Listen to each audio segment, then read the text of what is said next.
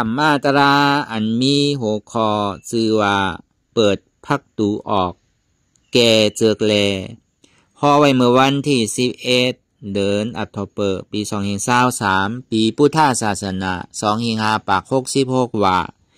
ที่วัดอนัตตาวิปัสสนากรรมฐานหนองเขียวเวียงตาขี้เหล็กเมืองไตปอดออกคง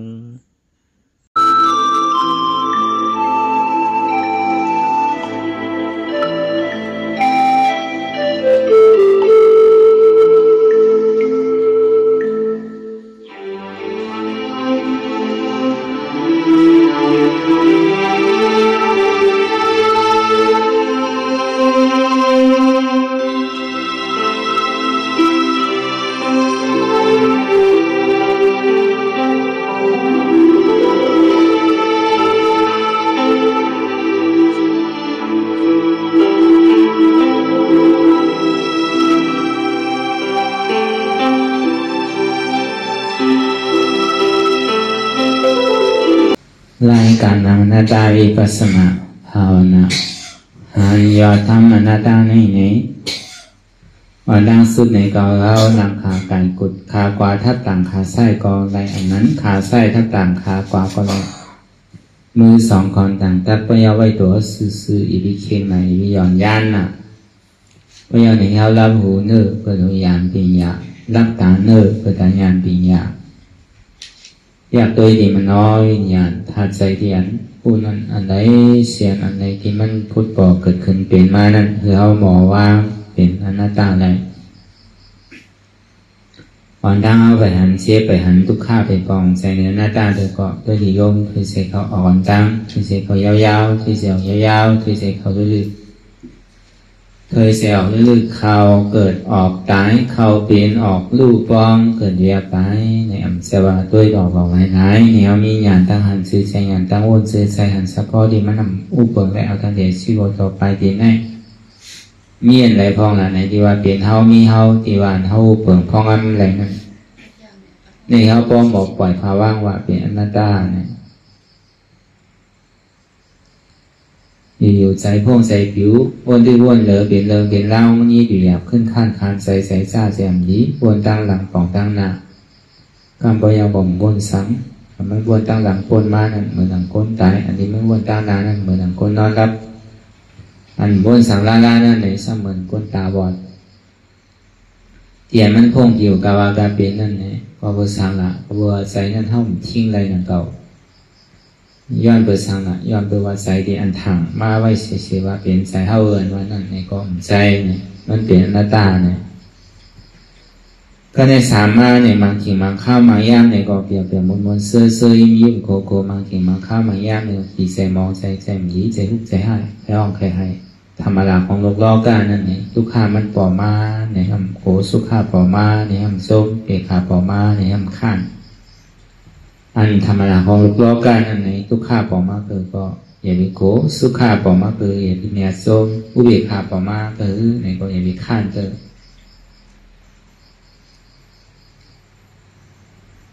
ก็ว่าทุกข้านั่นเนี่ยก็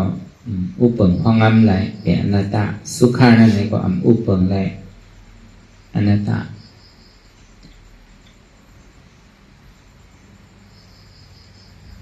แต่สวรรค์เท่าเกิดมาตอนเด็กหูความมาต่อถึงเมื่อเลี้ยวอยากก็ต่อในต่อถึงกว่าตั้งนานนั่นมันก็ติดจับกับลองตัวลองไซลองอีดันนะพอดีเพลตื้นๆในก็ติดจับลองขันธาหาเปิงยี่ยับกับมันไว้ว่าเป็นเท่ามีเท่าตีเต้เนี่ยมันเป็นเคิงตาดีอ่อนเท่ากว่าเวลามันกำหนักในเท่าอ่อนมันกว่าตั้งพิษนั่นน่ะมันก็เลยของพิษอยู่ที่ป้วนอีกบอกกันน่ะเสียนตั้งตาดีอ่อนคือป้วนอะไรในศาสนาโบทุกข้าพันใส่นั่นมันอ่อนเท่ากันอยู่ในสัจวราทั้งหมดเนี่ยหมอออกป้วนมันอะไรหิบอกปั่นกว่าปั่นมากพอเบอร์หังเป็นเงาอจองมันละเนี่ยพอเบอร์อวิชาพอเบอร์ตัณหาอวิชานั่นห่มทับตับไว้พัตุของสัตวะทั้งหมดทั้งสิ้นมันเฮ่ไว้กูผายกูไป มันเคยออกลาลานั่นมันอ่อนเขาปั่นตรงก็เบอร์อาวิสานั่นมันห่มพับตับไว้พับตูตาเท่าตีผู้หญิงอะไรออกก่อนนั่นสองอาโปโตเตหันมาหนึ่งยองตั้งหันหมันเมียนมาเข้ามาหนึ่งแก็บหนึ่งกล้ามเนี่ยก่อนมันก็ขึงกองการไว้นะคือแต่มันก็ดีแต่เพื่อมันแน่นมันหนานั่นคือมันก็สั่งขุยลุ่มๆลาๆนั่นมันหาปูผายปูป้ายอันจามก็จามเฮ็ดปันอันช่อเนี่ยก็เฮ็ดปันกูเจอกูลองมันห่มภาพตาไว้ปูผายปูป้ายเดี๋ยวพอถิ่มจามเปิดพอเอนานที่กับเปิดไว้เนี่ยมันตัวเด็ดแดงมาเนี่ยก็พอมีคนมาบอกอย่าไปใครออกอย่าไปใครกว่ามันมีช้างเนี่ยอยู่ที่ไหนนิดๆอยู่กว่าตั้งไรย่ำไปจอดเตอในเสจวาลานเนี่ยมันมีดีไรอันเปล่าหรือสตวานวันนั้นก็เบอร์อวิสานั่นก็เบอร์ลองตั้งหันทิศนั่นมันเอากูไผ่กูป้ายมันส่อส้นกูไผ่กูป้ายเหลือสีนั่นมาเนี่ยทำตันหนาทำมัดไว้ทาง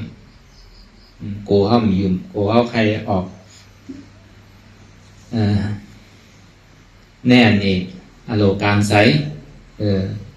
ของสัตวะแน่นี่โลกลางใสของที่สารนั่นมันก็ผูกเข้าไว้ผูกไผ่ผูกป้ายมือตัวห้างกล้วยได้ก็มันอาจติออกง่ายมันมีอย่างมันติดจับกับลงเมื่อเขามีห้างกล้วยได้พอได้มีอย่างนั้นแท้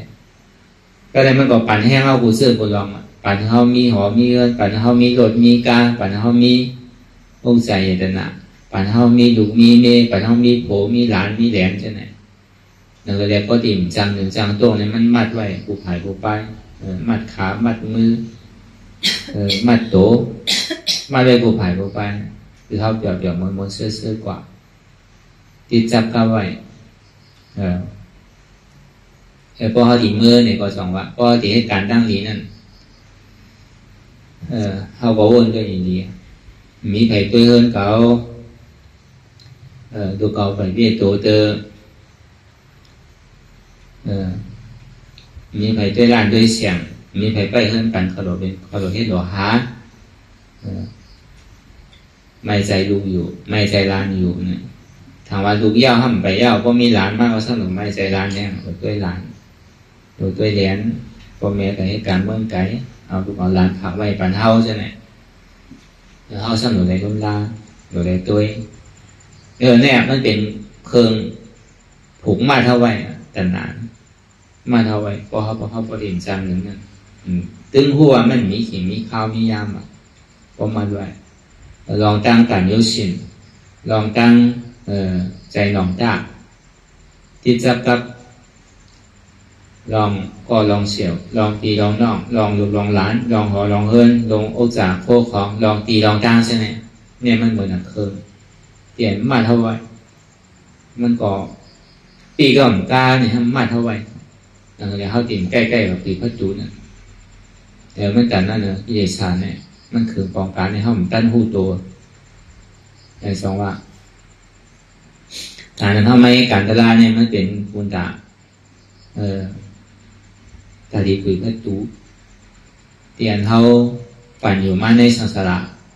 ยาวนาน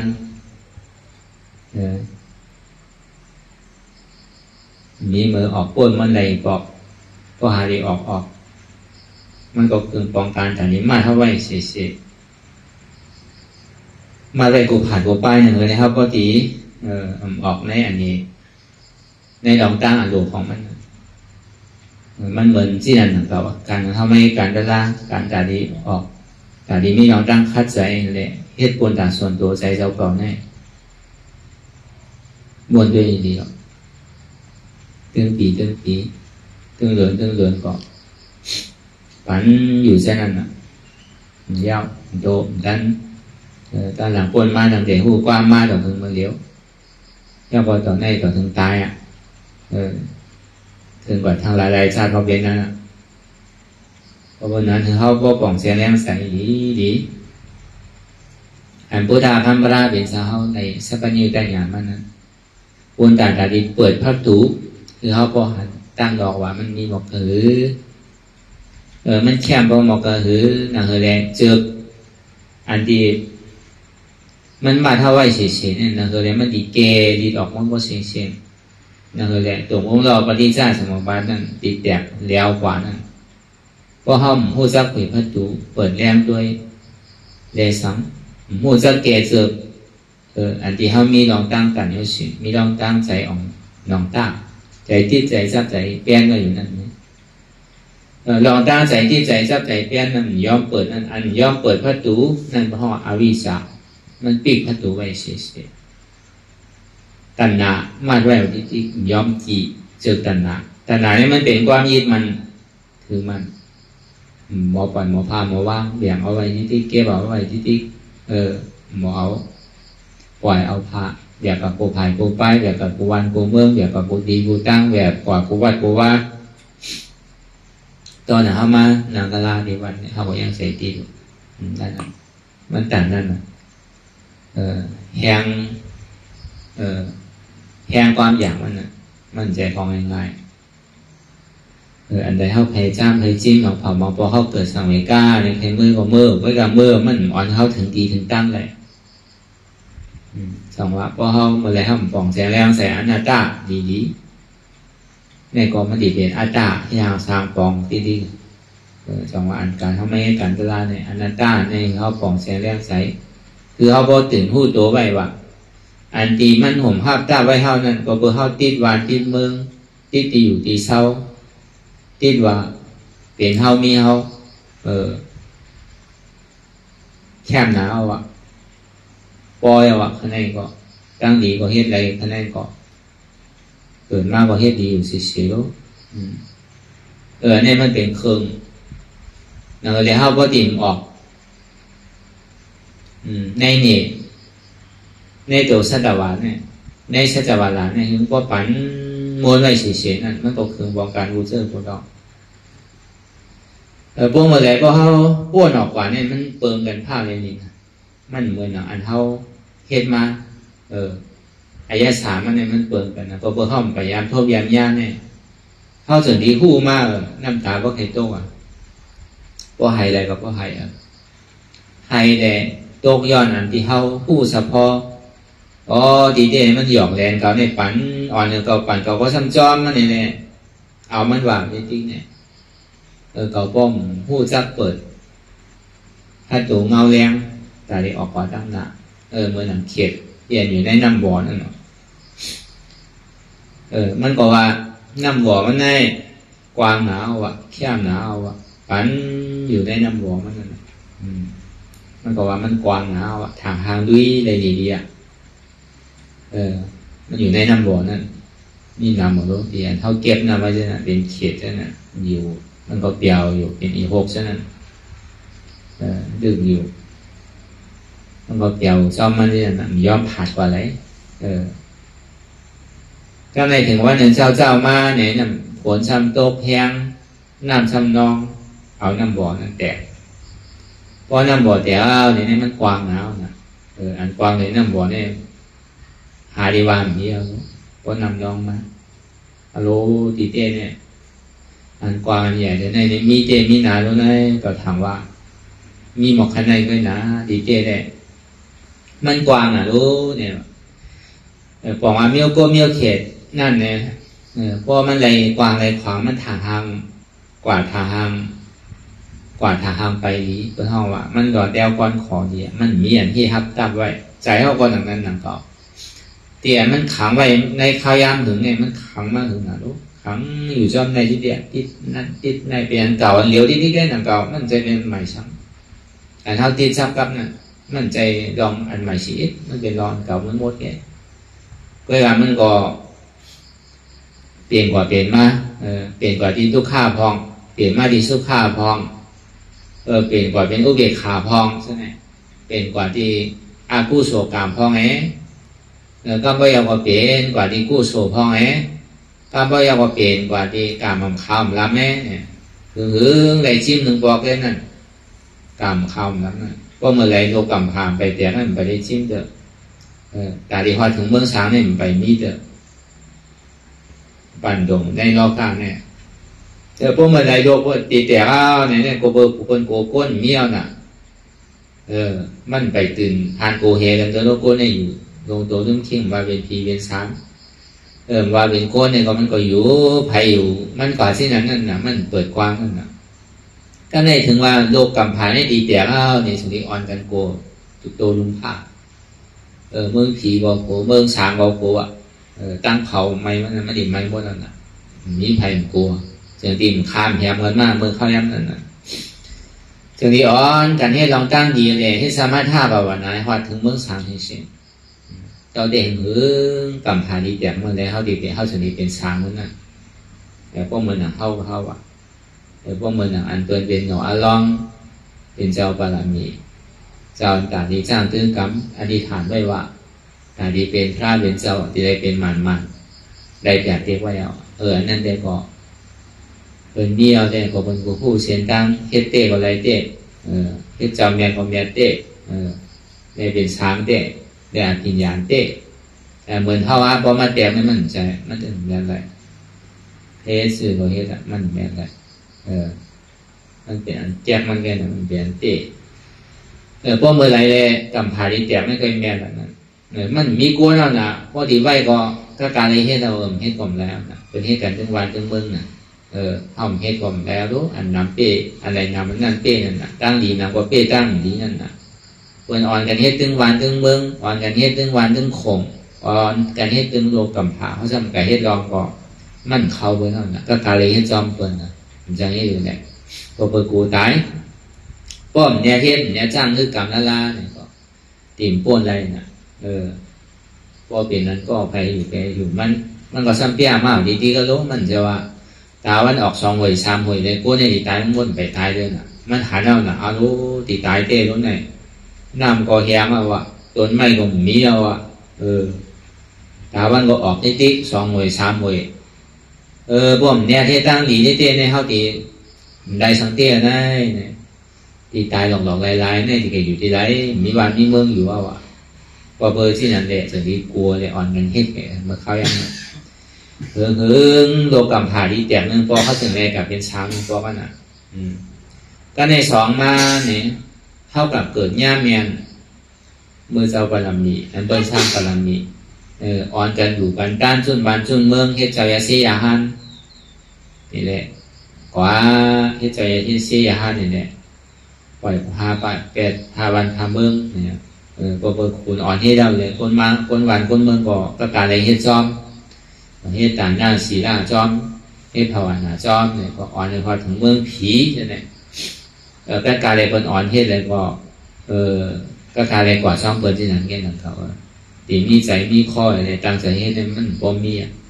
มันมีเกศแล้วก็วันนั้นสั่งถูกแล้ว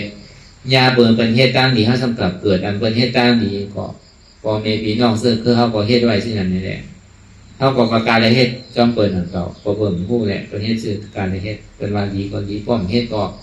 ขุนสนิทปันต่ำแต่พอย่าเมื่อขุนลีนหรือหนึ่งปอมเนี่ยก็ซ้ำอ่อนเขาขึ้นตายเขาก็เกิดเมืองผีนะเขากลายเป็นผีคนผีนั่งผีเนี่ยผ้าจากนี้ผ่านหนึ่งปอกในผ้าจากนี้เนียมหนึ่งปอกก็นั่นน่ะตายเข้ามาเกิดเป็นก้นนั่นเองซ้ำมันก็เหมือนนั้นน่ะมันยาเมื่อกาบอันเปิ้นเอาศีลเอาธรรมเปิ้นมีศีล5เช่นเต็มทนเมื่อตั้งหลังอาจ้องวันหลังเขาเลยเฮ็ดไว้นั่นน่ะแล้วก็เพื่อเขามีศีลแล้วก็เขาเป็นบัวเป็นกายให้ความโม่บัวกายมีศีลเนาะมีศีล5เนาะเป็นบัวเป็นกายเป็นจ้างเนี่ยเขาความโม่น่ะตายเขาเป็นม้าเนี่ยเขาความโม่น่ะเขาจะมาเกิดเป็นก้นเหมือนเดิมเนี่ยความโม่น่ะต้องหลังเวียนถือพอเขามีศีลไว้แล้วจะนี้มาเกิดเป็นก้นนะก็การลองตั้งอันเขา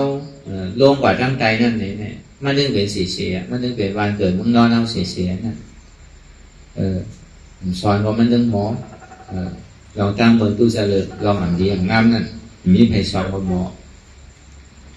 แล้วก็วันนั้นมันก็ปั่นตรงก้ามกว่าเบสิกุมีแน่น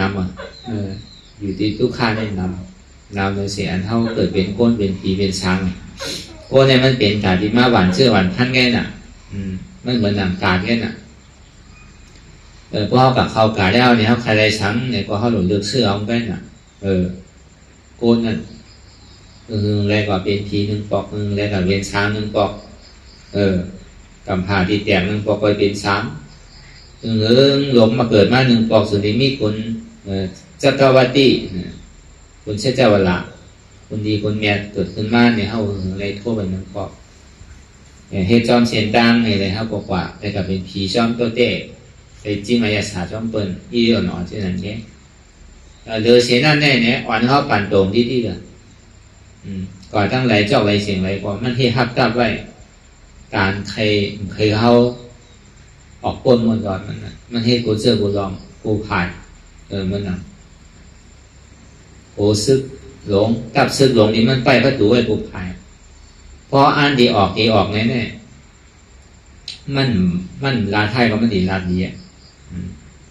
เพราะลาไทยมันเอาเนี่ยก็มันดีลาดีเพราะลาดีพวกใครเอามันดีวังไห้เป็นที่นั่นพวกมันได้ห้ามพลาดได้ให้ไว้เอาดีก็เอาจอมเอาอวิชชาเนี่ยมันเป็นรองตั้งหันพิษนะพวกอันใจสัมวาอ่ำใจพวกอ่ำใจสัมวาใจน่ะมันสอนทับพิษที่นั่นใจในสัมวาใจอันอ่ำใจสัมวาใจอันพิษสัมเอาเป็นถูกมันเนี่ยอันมันเนี่ยสัมเอาอันเป็นพิษเป็นวาใจมันเป็นอันมันนะเขาสัมวาเป็นอันพิษมันเป็นอันพิษเนี่ยเขาสัมวาเป็นอันมันเนี่ยมันเฮ็ดสินะมันสอนเท่าไว้ตั้งแต่เขาหูความมาเนี่ยมันสอนเท่ามากสิอันที่อยู่ช่างภาพดีออกกว่าพวกเมื่อไรเนี่ยพวกเขามีปีญาสีมีพระเป็นเจ้าป้อออกมาเนี่ยมีไผ่ฮัดออกพระตูนั่นอันไปมันคนนำหนาวแห้งใหญ่แห้งลงเอาเครื่องรางหนักไปไว้ว่าพวกเขาฮัดออกเขาก็ถึงไผ่ฮัดออกมันนะเพราะมันจี้ในเส้นตั้งกว่าพอออกกว่าเนี่ยมันดีมีเบื้องเรียนการเย็นที่มันทางห่างที่มันเป็นนิจาที่มันดุ่มเดียวมันหนังไหนที่มันเป็นสันติสุขะมีทุกขามายามาเก่าที่มันเป็นอมตะธาตุได้เกิดได้ตายทั้งนั้นมีเนี่ยคัดใจไปไม่ไหวเลยที่อยู่ที่อย่างใช่ไหมมันตีบ่อตีวุบตีมันติ่มก็ที่ได้เป็นธาตุมันอยู่เสียที่ได้เป็นก้นใจมันอยู่เสียที่ได้เป็นค้ามันอยู่เสียเนี่ยเคยออกโป้หน้าอันรอเดียวก้อนขอนั่นเนี่ยจะได้มีก้นมาบอกมาสั่งมาสอนนั่นบอกเนี่ยพวกเขาถอมเนี่ยพวกก็การเลยอยู่จอบมันพวกเขาถอมมาเขาคัดใจเนื้อแรงตีได้ออกโป้นเต้เนี่ยนะอันมาบอกมาสั่งมาสอนเขาเนี่ยเป็นพระราเป็นเจ้าวิญญาณสี่คนพอเปิดว่ามันมีเต้เลยจะลีลานั่นใจลาลีลานั่นน่ะพระเป็นเจ้าพอเปิดมันมีนั่นน่ะพระเป็นแล้วถึงดีมันลาอยู่ไรเลยก้นอันตาดีบอกแจ้แล้วใจนี่มันเก๋ก้นอันบอกนี่น้ำก้นอันบอกนี่มันเก๋เพราะมันมีสังเวชการล่าเนี่ยตาดีบอกมันยาวอันกว่าอันไปอันเอวอันมวนเกียนเดี๋ยวมันเปี่ยวนะลูกอันอยู่อะไรที่ได้อยู่ในศีลกินในธรรมจ้างการละก็จ้างเต้ๆวันนั้นมันหายากแต่เพราะมันมีพื้นฐานมีสังเวชการละได้อยู่ที่ความสัมโกนีประเทศตลาเนี่ยก็มันต่อไปแต่มันก็มันมีเจตนาสถาเสตาเนี่ยก็เพื่อการมันทำไหนมาจอมอยู่ที่มันเป็นเฮ็ดอยู่ก็การอะไรเหมือนเพื่อนหนังเก่าจังให้เลยแล้วมันก็หนีเลยเสียว่าผู้เนี่ยก็แค่ในเขาอะไรเฮ็ดอยู่เขาบอกเนี่ยก็เขาก็อะไรเฮ็ดก็ยังดีเลยเสียอะไรเฮ็ดมันแก่หนังเก่าก็อยากว่าเฮ็ดก่อเฮ็ดมาเนี่ยก็มันดีป่องเขาแก่มันดีผู้อายะสามาผู้เอาเป็นคือลองตั้งอันมันแตกเนื่องด้วยใจเขาเนี่ยอีกเป็นคือการเงินสุดมาเนี่ยเกิดมาอยากสนิทกว่าที่ไรสนิทเวียนช้ำเส้นตั้งอันตัวเจ้าก่อนดีกว่าเนี่ยจะได้เฮ็ดซื่อกว่าพอเบอร์สั่งในทุกข้าพอเบอร์สั่งในเป็นเหตุของทุกข้าพอเบอร์สั่งทำได้สุขข้ามาพอเบอร์สั่งทำจะได้เฮ็ดซื่อได้ยามก่อนชอบเส้นตั้งตีอันแต่ที่รับทุกข้าเลยนะ มันบอกมาลอยๆนั่นจังว่าแต่ดีเป้หมักตาอวิชชานั่นดีเลยเอาหมักตาอนัตตาวิชชาที่ได้ปองเสียงเลี้ยงใจเข้าใจดีเราอนัตตาเนี่ยอนัตตานี่ปองว่าสังอนัตตานี่มันเอายึดกับมันปล่อยภาวะเป็นเส้นๆลองตั้งหันคิดเนี่ยหันว่ามีเฮาเป็นเฮาซะนั้นมันเป็นอัตตาอย่างสามปองเส้นๆก็เบอร์อวิชชาทำมีมหันทำใจโอ้สังขาระอวิชชาสังขาราการตรงเกิดขึ้นลงเกิดตายวิญญาณจุติเกิดขึ้นมานามอยู่เกิดมาเป็นห้างเป็นหุบสลายตนามีหูมีตามีหูหลังมีศพมีโตมีใสภาษามีดองตั้งหมอ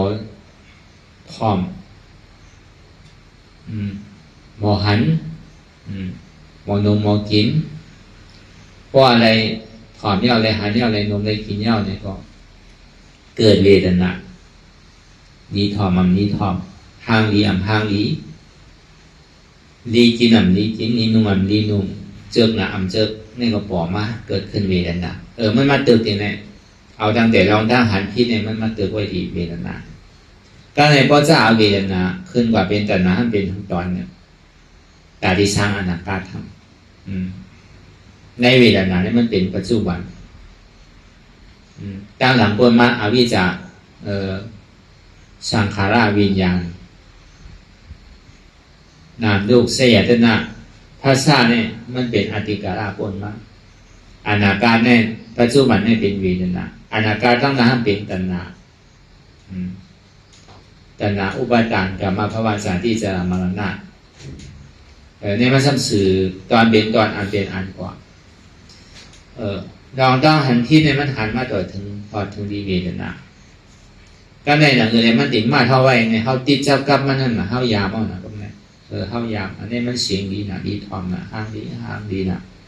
ใครตัวนะใครหันนะใครอะไรนะพร้อมนะใครนมนะดีกินนะใครกินหนุ่มดิ๊กดีนงดีที่นะใครที่ใครนงดิ๊กเจิกนะมันอิ่มเบิ่มจัดก็เบอร์ทางนะก็เบอร์เป็นสุขาเวทนาพอดูท่าเวทนามาเนี่ยใครเอาสุขาเลยอันเมื่อมันใครอันวันใครเอานั่นเนี่ยเพราะว่าตัณหาความอยากใครเป็นนั่นเกิดขึ้นเพราะเมื่อมีตัณหาเนี่ยก็มีอุปาทานเนี่ยตัณหาเนี่ยมันเป็นเครื่องมัดเครื่อง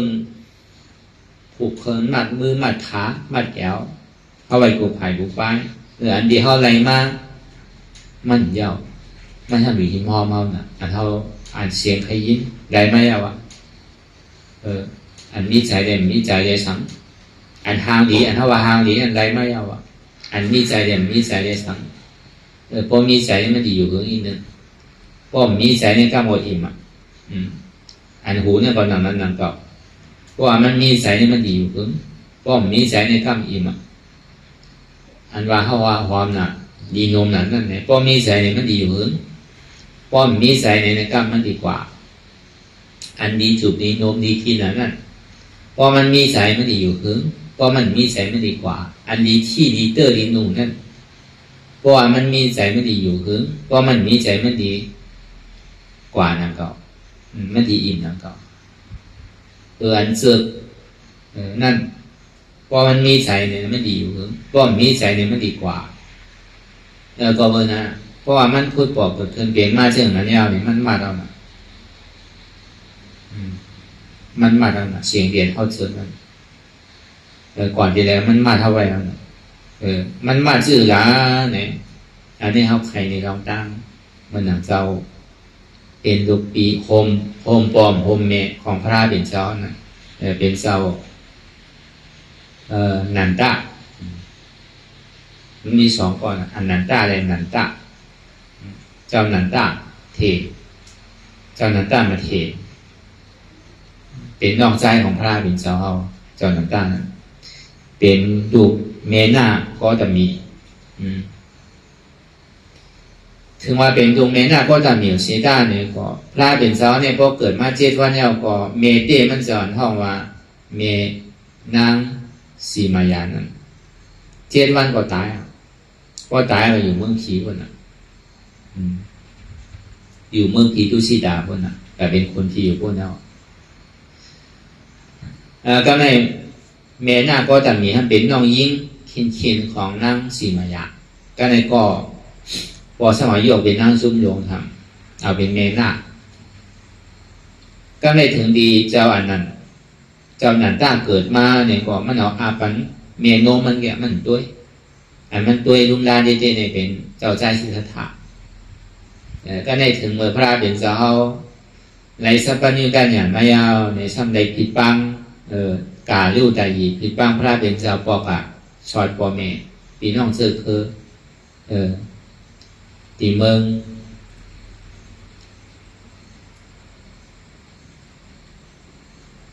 ในกับปีละบทนั้นก็กับชอดยาวในก็มีวันนั้นมันจังเอาเขาซ้ำสืบเคอเบิ้ลว่ะเคอพระเป็นเจ้าคนไหนลูกปีลูกน้องเอากันดีกว่ากาบไหลกาบนั่นน่ะคำกับสืบอ่ะเคอคุณกับเขาเคอคุณกันดีแกว่ะก็ในซ้ำคืนเจ้าหนันด้านั่นซ้ำคืนสืบเอาน้องยิงมันคืนว่ะเอากล้าปั่นกันเนี่ยเอาน้องยิงว่ะก็ในบ่เป็นที่ไหนเอานี่ก็วันนั้นเนี่ยเป็นวันมังกรเขาว่ะ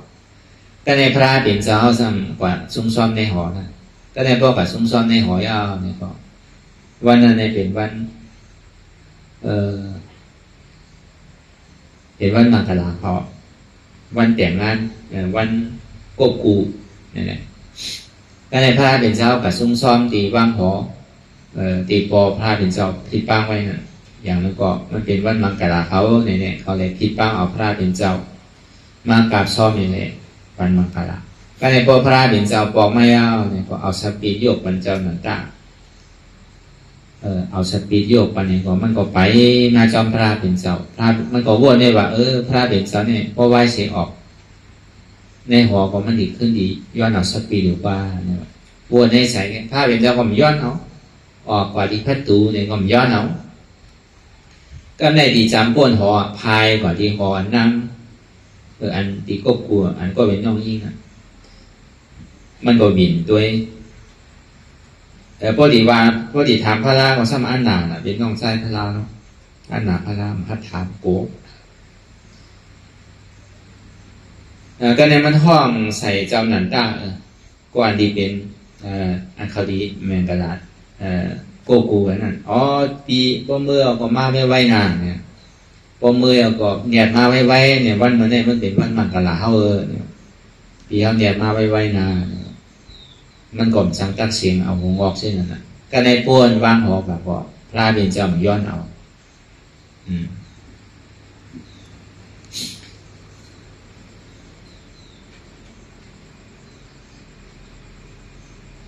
พอเป็นอันเนี้ยเนี่ยก็พอเอาป้วนป่าป้วนสังก็ใจเจ้าสารีวุตลาเขาเอาบวชเป็นเจ้ายาห้ามเดี๋ยวมันก่อมพัดตักเสียงว่าเมื่อหลุดบวชแล้วเนี่ยบวชเป็นเจ้ายาห้ามเป็นปีไอนะมันจำได้สังว่าก็กลายเลยออกเนี่ยว่าคดีปอกมือในกล่อมพัดลานหลังนั้นพุ่งตะกูพระเป็นเจ้าน่ะเสียงอันดีห้องลานมันนึงก็ยังตื่นกองอยู่ในหูมันอยู่ว่ะเจ้าปีเนี่ยปอกมาไว้นานนั่นน่ะใจมันก็ห้อนก็ไม่นะว่ะใครปอกอ่ะว่ะใจเปี่ยมม้วนว่ะเข้ามาในศาสนาก็ถ้าเป็นเจ้าบวชนิดๆก็เดียวนะเขามาบทนี้ดีเดี๋ยวใจมันเนี่ยมันดีกว่าใครทาดีกว่าเปี่ยมเสื้อใครทาในว่าในวันดีกว่า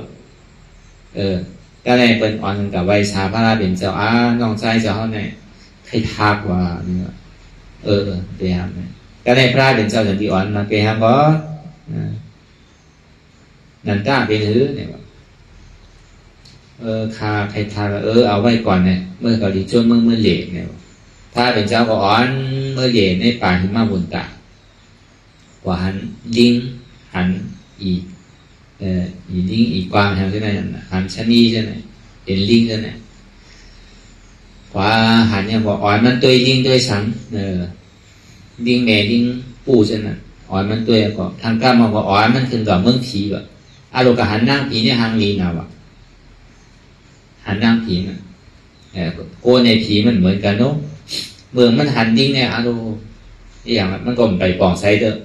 ก็ตัวก็เมื่อเขากว่าเมืองผีกับไหนพาเป็นสาวอ้อนขึ้นกว่าเมืองผีวะขึ้นกว่าในเมืองถามว่าติงสาบนมานั่งผีในหางลีนะวะเป็นจุ้มเนี่ยหางลีอยู่ห้างเนี่ยวะถ้าเป็นสาวถามว่าหางดีเนี่ยนั่งเมื่อดีกปูจอมมันเมื่อใจถึงมันใครปองหนานั่นเลยนั่งผีเขาเนี่ยอะไรหางลีเนี่ยวะอาดูกราวันนั่งผีในหางลีดอเนี่ยวะพอดีเตียกันนั่นพอดีเตียนั่นมันก็เหมือนลิงอ่ะเนี่ยวะแต่หางซ่ามันนั่นพอดีเตียกับนั่งผีเนี่ยเหมือนนั่นเนี่ยมันก็อยู่มันได้รู้รอบก้าในไผ่ดิมหางลีเดืออันมันดีกับกปูเพราะว่าพอมันหอดกับเมืองผีเนี่ยมันกับหันนั่งผีหางลีอ่ะนะเพราะว่ามันหันนั่งผีหางลีอ่ะเนี่ยก็เมื่อเช่นนี้ว่าพอดีมาแตงเรื่องด้วยเนี่ยนั่งอันคาดีโกกูนั่นอันก็เป็นน้องยิ่งนั่นก็เหมือนอันลิงนั่นนะเนี่ยว่าอันเจ้าเขาเนี่ยเขาเมื่อเขาไปแอวเถินนั่นนะเนี่ยว่าขึ้นนะนี่ก็ขึ้นนั่งผีเนี่ยว่าใครอยู่ห้าเนี่ยว่าใครอยู่พวกใครก็ดีปันกระถาเมื่อเนี่ยพวกเมื่อไรกระถาเนี่ยก็เมื่อที่ไรเนี่ยว่ามันก็โจมหนาว่ามันใจที่แล้วว่ามันเนี่ยมันการหันทางนี้เรื่องน่ะมันหันทางเรียนเชี่ยมเลยอันมันดีเอาลูกมันก็ใครนั่งผีก็หรอกใครนั่นนั่งก้นนั่นแล้วก็เป็นไหนก็มาฆ่าใจให้ตะลาแบบนี้พระเดชเจ้าก็สอนในเอกลักษณะฌานที่สองนั่นน่ะวิสาโรมานาคาตาโจตันตาฉะนั้นในเอกลักษณะฌานที่สองนั่น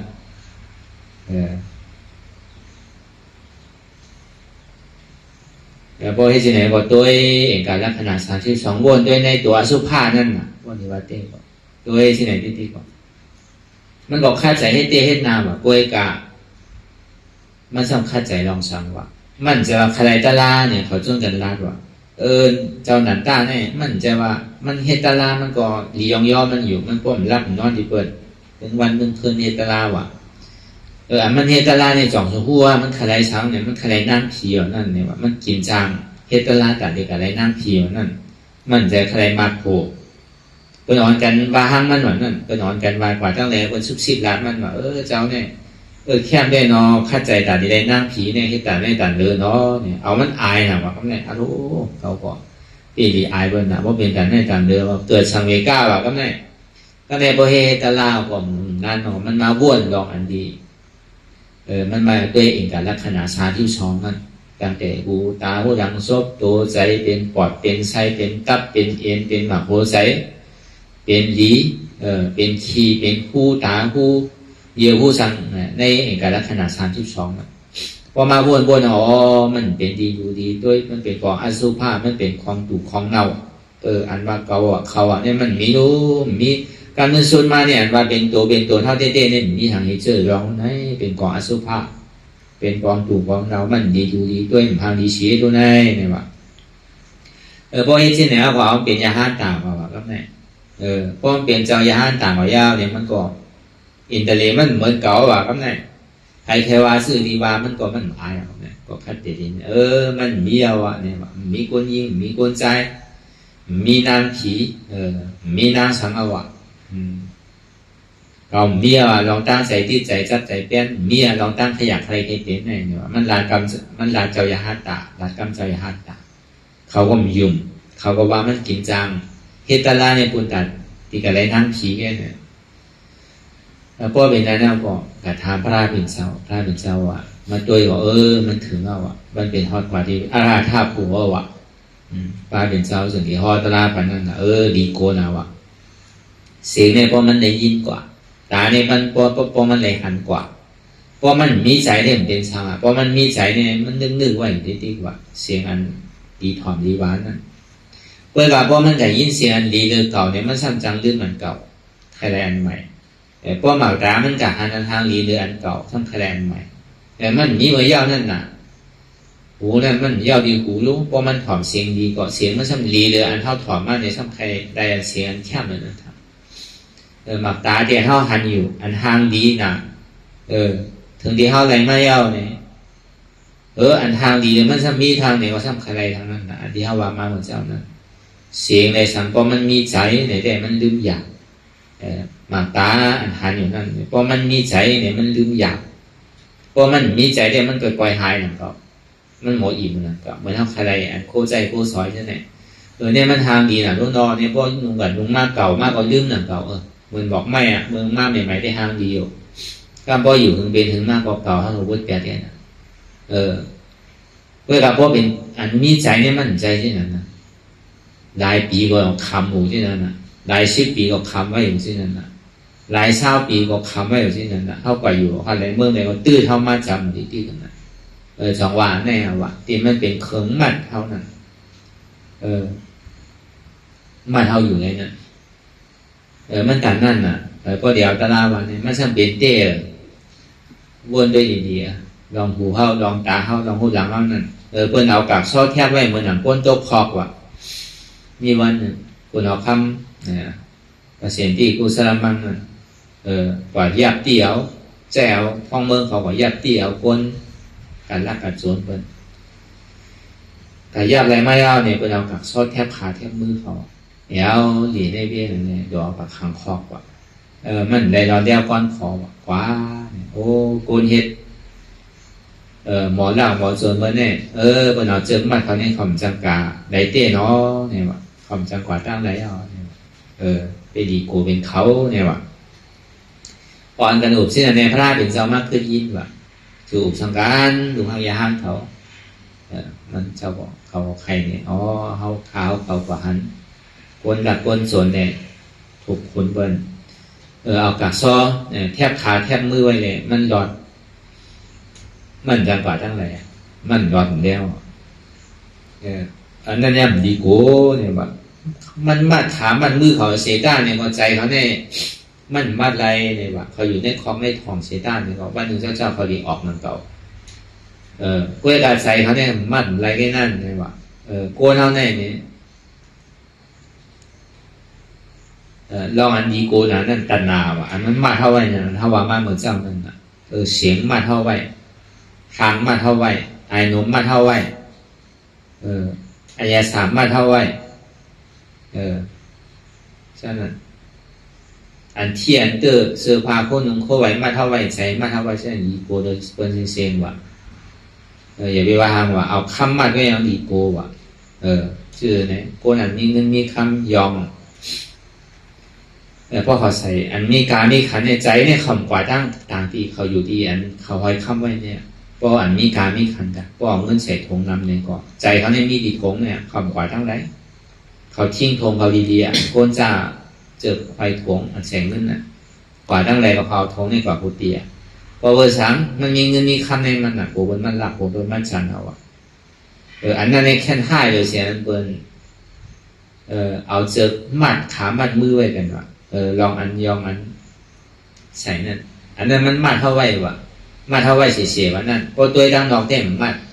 เพื่อการมันเทถึงมัดเท่าเสียๆวะอันเป็นใจโค้งโค้งค้ำจังนะปล่อยคอเนี่ยซ้ำปล่อยมือหอยขาเนี่ยซ้ำที่ออกเตือนออกปากก็มันจ้ำออกจังเป็นเพเป็นไพ่กว่าหางเงี้ยในปล่อยในรามเนี่ยก็ใจเขาเนี่ยตีด้วยในนั้นเนี่ยว่ะคำตีต่างเสื้อต่างรองว่ะอันเขาให้เงินหอยคำนะอันนี้ก็ในพระราเป็นเจ้าแจกเนี่ยอันท่ายอย่างนั้นซ้ำเป็นตันนาว่ะมันมาเท่าไหร่ว่ะเหมือนเขาว่ามากเหมือนเช้านั้นตันนามาดไว้พอเปิดตาหันทางดีมาเท่าไหร่เอาน่ะอยู่ที่ไหนก็ยังตึงมาดไว้อยู่ยังตึงมาพูดปอกอยู่ไว้ในใสในตาวนะก็แนมดีจินด่าเนี่ยว่ามันเหมือนหนังผ้าตัวหนึ่งว่ะมันกว่ากินที่ไรว่าเยอะยานั่นกว่ากินที่นั่นดีกว่าเยอะยานั่นก็เพราะอันเก่าเพราะเสียงอันใหม่ก็หาพูดออกไม่อีกก็อันต่างที่มีทำกว่ากินว่ะก็หากินที่นั่นที่แกว่าทานนั่นเจ้ามาหากินพอเพื่อสังหลักมาซ้ำกับกินมันก็มหูอ่ะที่อย่างเนี้ยต่างตีมีก็สมัครให้กินอ่ะมากินที่ในที่เนี่ยย่อมเปิดสังก็มหูเนี่ยว่ะต่างทีก็อันยาวอันแคบก็มีอยู่ตีเต้มันก็เป็นพี่เป็นไพ่อยู่ได้เนี่ยสั่งถูกแน่เปิดมาหาเนี่ยก็ยังสั่งยัก จะเอาเนื้อมันกี่เนื้อเนี่ยก็การมันทำตีอยู่ทีไรก็สามารถตีอยู่ที่นั่นก็เบอร์สังหารเนี่ยก็เปิดห้างพึ่งมันมีไว้ตั้งเนื้อวะน้ำพึ่งให้หยอดใส่ตีกว่านั่นยานะมันทำตัวยังเนื้อนะน้ำพึ่งให้หยอดใส่ตีกว่าก็เบอร์หยอดใส่ตีอะไรนะมันเจียมน้ำพึ่งอะไรมันก็ไปกินนี่นะตีแค่วะก็บอกมันในแรงเลยวะตั้งเนื้อมันมีพึ่งแล้วนั่นเลยวะน้ำพึ่งหยอดใส่เยอะยาเลยมันเจียมเลยมันให้กินแง่เนี่ยวะมันมีหังเลยวะมันเป็นช้างเลยวะเป็นที่นั่นเท่าวะสังว่ามันมีใจในตีตานเหือว่ามีใจในยังกันนั่นนะโกน้าในกองมวลการนั่นเก่าเกี่ยมันมาเท่าไว้ตีเข้าไว้อันเท่าวานรองอวิชชาทับตาเข้าไว้ตอนนั้นทำมาเท่าไว้นะอันเท่าเกิดผู้กว้างมาต่อถึงเมื่อเดียวเนี่ยอันไหนมาเท่าไว้บนได้จริงเพื่อนมาท่าน้ำมาท่าสวนมาท่าดุกมาท่าหลานมาท่าพี่น้องพอเมมาท่าโอ้จากพวกของมันค้ำมาท่าเนี่ยอะไรมาด้วยก็มันเลี้ยหรือเจดีมันม้วนอ่ะพอเขาไข่ป้นพอเขาไข่ป้นเนี่ยก็เอามันมาได้ก็เหมือนหนังเป็นเอาเจือกสร้อยผู้หลังโว้หลังกายนั่นนะถูกเจ้ามันคับกว่าที่ไทยหน้าวิธีน่ะปั่นกว่าปั่นมากวิธีอ่ะปั่นตรงวิธีอ่ะไทยหน้าอยู่ก็มันได้กินข้าวอ่ะไทยอยู่ทั้งวันทั้งปีเมื่อเดียวแค่ไทยเปิ่นไทยเอาอ่ะเปิ่นเอาเลี้ยงขายแค่เปิ่นเอาจากไทยเอามาเดียวมันเปลี่ยนที่ไหนวะแต่หนาเนี่ยมันตันนั่นตันเลยเพราะดีว่าลองตันหนาความอยากอะไรใครเปลี่ยนเนี่ยมันนำนะก็เบอร์นั่นนะแต่มันติดจับกับภาวะเนี่ยเป็นอัตตาดีที่เลยห้อมย้อมพายย้อมว่างเห็นบอกไหมว่าดีให้ตั้งดีให้การภาวนาดีให้วิปัสสนาเมื่อไรออกการให้นำมันนั่นน่ะอันวันการมีเนี่ยได้มันถึงมีการหนูที่นั่นน่ะก็เบอร์นั่นน่ะมันมาเข้าไว้แต่นั่นน่ะสิจองนิวานนั่นน่ะเพราะอันตัวมีใจในขั้นท้ายนั่นน่ะเพราะตัวมีใจเนี่ยได้เขาว่าตัวมีใจเนี่ยเป็นเฮือนเนี่ยเป็นโอใจเดินนาเนี่ยเป็นไทยเป็นส่วนเป็นหน้าเนี่ยอันนี้เพราะว่าเนี่ยหมอว่างยังไงก็การเพราะตัวมีใจเนี่ยมันว่างหยาบเพราะวาสนามีเหมือนกันก็ว่างหยาบพอเขาปล่อยเปิ้นปล่อยเขาว่างเปิ้นว่างเขาเป็นใช่ไหมเปิ้นได้ปล่อยเขาสั่งปล่อยเปิ้นเนี่ยก็มีกำลังเนี่ยมันเป็นใช่ไหมเปิ้นได้ปล่อยเขาว่าป่าเราก็ดีให้ตั้งนี้เนี่ยสาธุจอมอ่ะกว่าเราประเทศใดกับบทเป็นเจ้าสั่งเจ้าจ้างในบทเป็นเมฆเขาแผ่นเดียวคาเขาดุเขาโจมหนักแต่เปิ้นปล่อยเขาเตะครับเนี่ยเขาสั่งปล่อยเพิ่นอย่างเก่าผมมีเขาในเปิ้นเป็นไรดีลูเขาเนี่ยเพราะวันปล่อยเขามาเตะเนี่ยเขาสั่งคัดปล่อยเพิ่นอย่างเก่ามันเป็นที่ไหนกำหนำกลัวเท่าเนี่ยพอเขาคัดเตะเนี่ยมันจะให้ชื่อเขาว่าแกงที่ว่าเขาที่ไหนที่เต้เนี่ยเปิ้นปล่อยเขาอยู่เพราะเขาเห็นเราตั้งดีแต่เปิ้นเขาโจมน่ะลูกเขาหลานเขาแต่ปีน้องเขาแต่กำหนำกำเก๋กับอันเปิ้นโจมแต่เพราะก้นเก๋เนี่ยเพราะเขาเป็นก้นกัดก้นแขนก้นหมอเฮ็ดหมอหาเปิ้นซ้ำไปกินเท่าเนี่ยได้เปิ้นปล่อยเขาหนักเพราะขาเท่าก็เปิ้นตอนหนักก้อยกับเขาซ้ำกำหนำเนี่ยเปิ้นจอยเปิ้นเดือเขาก้อยเนี่ยเปิ้นจอยนุ่มดาวก้อยเนี่ยเขาเพราะอะไรให้สั่งเปิ้นเนี่ยได้ก็เปิ้นแค่สาธุจำเขาก่อนนั้นน่ะเพราะเขาเป็นก้นหาเลี้ยงเปิ้นมีส่วนใดส่วนเป็นปูนด่าเขาได้ก็เป็นสีลายก็ขาดกว่าก็วันนี้ทุกข้าวรู้มันนั่งบอกเขาเจ้าเก่าน่ะเดือดแจ้วน่ะก็กับว่าวันเฮ็ดหาเลี้ยงเขาเป็นนุ่มดาวไว้เสียได้เพราะเขาเมื่อเนี่ยก็เป็นเขาศึกษานั่นน่ะเพราะเดี๋ยวเอาความเตะมันวางกับเขาว่าอันนี้เขาว่าลองเตะเขามาวนตัวอีกเดียวทำเรื่องสุดมาเนี่ยเพราะเขาหูจับอิ่มจับเวอผมก็ปั่นตรงอยู่หมออิ่มหมอ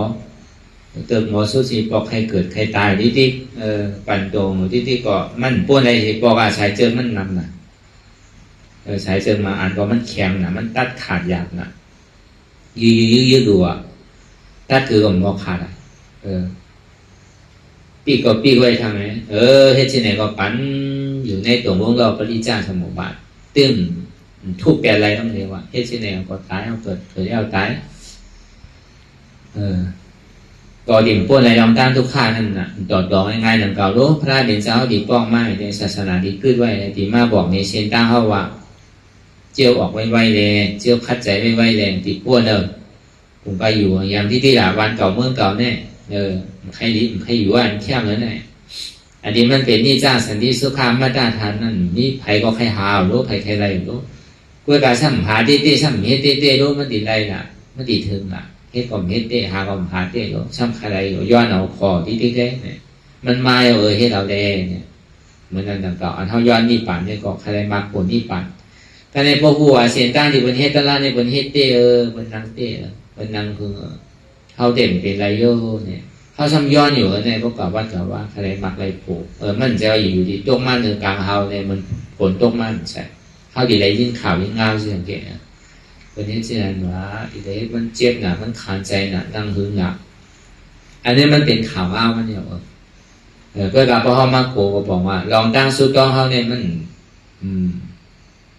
มันสุดต้องเปียวนั่นมาเดมาอยู่มันปีซื่อเนี่ยมันเต็มทนซื่อก็พอเขาเฮ็ดน่ะเขาได้ยินอยู่พอยินเราที่ได้เฮ็ดเอาอยู่ที่ไรก็เขาหลงไปสอบหาวเฮ็ดเอาพอเฮ็ดเต้ก็มันก็ไรอยู่พอมีเฮ็ดเต้ก็จะให้หรือมันดีกันไรเนี่ยพอเขาไปป้นมันมีอยู่เขาไปป้นใจที่นั้นเนี่ยอวิจารเนี่ยมันโหมภาคต้าไว้เสียประตูเนี่ยมันถึงใครเขาออกมาเดี๋ยวเซนั่นเนี่ยเอาเจอมัดหัวมัดคอมัดมือมัดโตมัดไว้กูเจอกูลองหนึ่งเขาพอติ่มจังนึงเนี่ยเดี๋ยวพอเขาพูดจะเกลีตาดีเกลีไรนั่นเดี๋ยวเสียอันดามีฉาอันใดมันพูดบอกก็คือเปลี่ยนมากเลยว่าแก้วที่ก็ลองตั้งหันหมันแม่บดหมันแม่เนี่ยอันนี้มันเป็นคอลำลองเลยเปิ้ลทำมีหันทุกข้าเนี่ยทำใจหู้ทุกข้าเป็นอันดาทำมีหันเจ็บทำใจหู้เจ็บเป็นอันดาทำมีหันเนี่ยหันเจ็บแก้นต้องตอนนี้สันไว้คมไตทำใจหู้หันเจ็บแก้นต้องตอนนี้สันไว้คมไตนี่เป็นอนัตตาทำมีหันว่าอ่ำใจหัวเก่าอ่ำใจขาเก่าอ่ำใจมือเก่าอ่ำใจตัวเก่าทำใจหู้ว่ามันเป็นอนัตตาอันเท่าวนเสื่อไหนทำมีหันทำใจหู้เนี่ยข้าวยามมันเนี่ยดีวนในหมอกถึงหมอกตัวที่ได้อยู่ถึงหมอกเกิดได้วนที่เกี่ยสุดมัน2 ชั่วโมงพอมันโตตอนก่อนเนี่ยก็3 ชั่วโมง4 ชั่วโมง5 ชั่วโมง6 ชั่วโมง7 8 9 10 11 12ก็ว่าที่ขึ้นที่หลุดขึ้นเกณฑ์นี่เดือดแล้วเนี่ยวันหนึ่งได้2 วันพอมันได้ขึ้น3มาปุ๊บขึ้น4มาปุ๊บขึ้น4มาคือขึ้น5มือขึ้น5มือ1ขึ้น6เดี๋ยวค่อยๆ3 วันโต1 ปอกเนี่ย1 วัน 2 วัน 3 วันโตสักใกล้กันเนี่ยป้อมใจก็เฮ็ดมาก่อน2 3 วันซ้ำขึ้นสืบโตกว่าทั้งเนี่ย3 วันเนี่ย5 วันเนี่ย7 วันเนี่ย9 วันเนี่ยใช่ไหมวันใด8 ชั่วโมงมันเนี่ยที่บนที่เขียนไว้นี่อยู่แล้วนั่นตั้งเล่นเขานี่ปั่นพวกใครมากอะไรปวดเต้ๆนึงวันใด4 ปอกอะไร2 นาทีเฮ็ดตาย7 วันป้อมโทบในวันไหน10 ชั่วโมงเฮ็ดตาย2 โมงป้อมโทบในวันไหน12 ชั่วโมงนั่นน่ะเฮ็ดตาย3 โมงตึงทบเนี่ยนะป้อมไรนี่นาสีนาตั้งไรเนี่ยนะที่เขียนไว้ในตั้งเลื่อนเขานิพพานมีไว้เป็นนั่นไผ่ไทยก็มีไผ่ใต้ก็อัมมีอันว่าคือย่อมเนี่ยมันมีแล้วนั่นแต่ตัวเราเสียสุมาก็ไรก็ว่าก็ย่อมเนี่ยติดไรอยู่ตลาดมันมีได้โตดีๆลองตั้งหันลองตั้งวนเขาเนี่ยหันวนเนี่ยก็กับหันวนเนี่ยซ้ำโตเนี่ยก็พิษนั่นเก่ามันก็ถามพิษนั่นเก่าหันได้หันหนูเซนวนได้วนหนูเซนก็การซ้ำลืมว่าอันโตเจ้าเก่าเฮ็ดเนี่ยไปเฮ็ดถึงตีไปโตไป2 ไป3 ไป4ไปถึง5 6 7 8ไปถึง11 12ปุ่นเนี่ยนั่นบอกว่าลองตั้งหันเนี่ยมันไปเป็นนำเป็นโตเติลองตั้งวนนั่นเนี่ยก่อนไปเป็นนำเป็นโตเติเพราะมันโตตอนแนวเนี่ยลองตั้งหันลองตั้งวนเนี่ยจะดีงามกันเกินการว่าหันเต้วนเต้